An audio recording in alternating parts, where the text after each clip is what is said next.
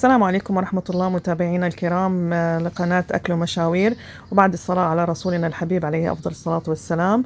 اليوم نبلش معاكم الفيديو بطبخة كتير سهلة ومن مكونات وحواضر البيت اللي هو عدس بالبندورة، طيبة كتير وشهية واقتصادية. ويلا نبلش الفيديو، ولا تنسوا تشتركوا بالقناة، تفعلوا الجرس وتعملوا لنا لايك، هاي الأمور كلها بتشجعنا.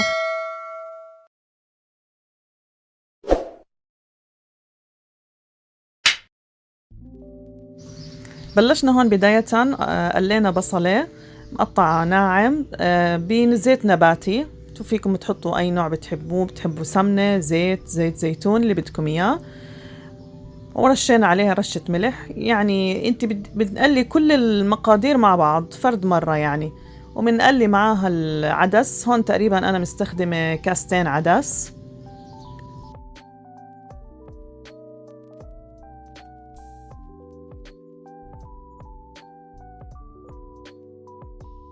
وبعدين بنحط عليهم تقريبا 4 حبات بندورة مقشرين، ورشة ملح وفلفل أسود. بنقلبهم مع بعض، نزيد عليهم كمان معلقة معجون بندورة ومكعب ماجي، ومرجع بنقلبهم مع بعض. وبعدين بنحط عليهم المي لغمرتهم يعني.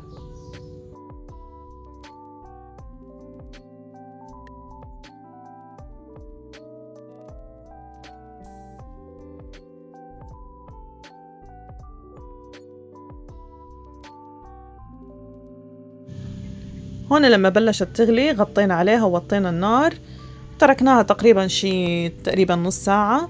هيك بيكون قوامها، يعني كتير طيبة. نرش عليها إذا بتحبوا يعني نرش عليها ليمون، بتعطي طعمة أطيب، وزيت زيتون. وجنبيها طبعا ممكن زيتون، بتزينوها باللي انتو بدكم إياه. جنبيها زيتون، مخللات، فلفل اللي بتحبوه. صحتين وعافية.